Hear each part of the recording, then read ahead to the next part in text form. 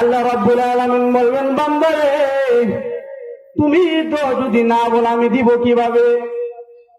ও বান্দা, জান্নাতি বান্দা শুনো, তোমার সুপারিশের কারণে আমি আল্লাহ তোমার স্ত্রীর জিন্দেগির গুনাহ মাফ করে জান্নাতে যাওয়ার পারমিশন তাকেও দিলাম।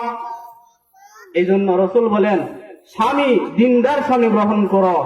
মহিলাদেরকে বলছেন দিনদার স্বামী গ্রহণ করো, পুরুষকে বলছেন দিনদার মহিলা গ্রহণ করো। কারণ যদিও দুনিয়ার জীবনে এইভাবে যদি জিন্দেগিটা কাটাইতে পারো, এই মহিলার কারণে, এই স্বামীর কারণে, দিনদার স্বামী দিনদার মহিলা স্ত্রীর কারণে একদিন জান্নাত পেয়ে যাইবা।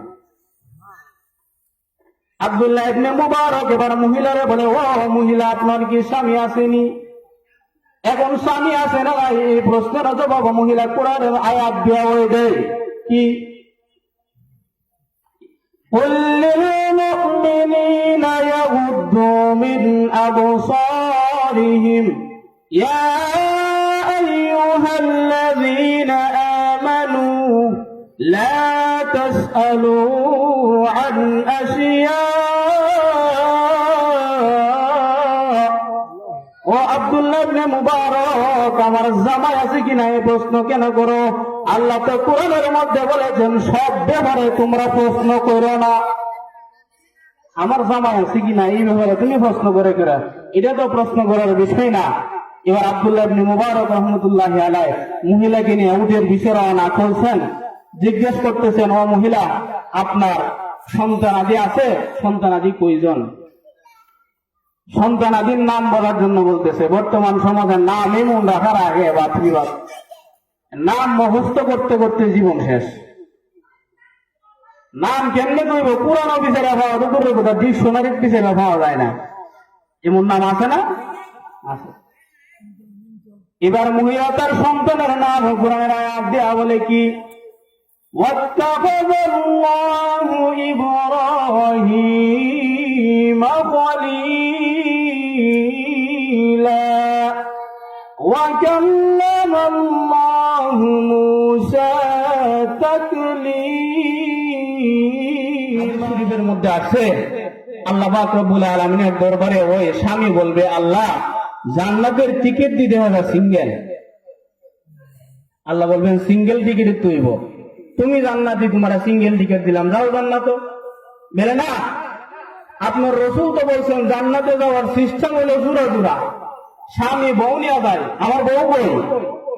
আল্লাহ বলবেন তোমার বউ জাহান্নামী, সে পরে জান্নাতে যদি যায় যাবে, তোমার জান্নাতের টিকিট পাইছো, তুমি যাও।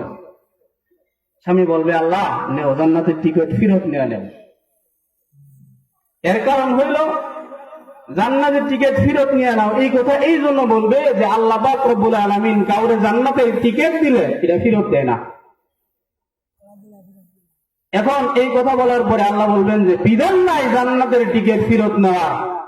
আল্লাহ যদি টিকিট ফেরত নেওয়ার বিধান না থাকে, একটা টিকিট আরেকটা দিলে তো বলে, আল্লাহ রাব্বুল আলামিন বলবেন, বান্দারে তুমি তো যদি না বলো আমি দিব কিভাবে? ও বান্দা, জান্নাতি বান্দা শুনো, তোমার সুপারিশের কারণে আমি আল্লাহ তোমার স্ত্রীর জিন্দেগির গুনাহ মাফ করে জান্নাতে যাওয়ার পারমিশন তাকেও দিলাম। এই জন্য রাসূল বলেন, স্বামী দিনদার স্বামী গ্রহণ করো। মহিলাদেরকে বলছেন দিনদার স্বামী গ্রহণ করো, পুরুষকে বলছেন দিনদার মহিলা গ্রহণ করো।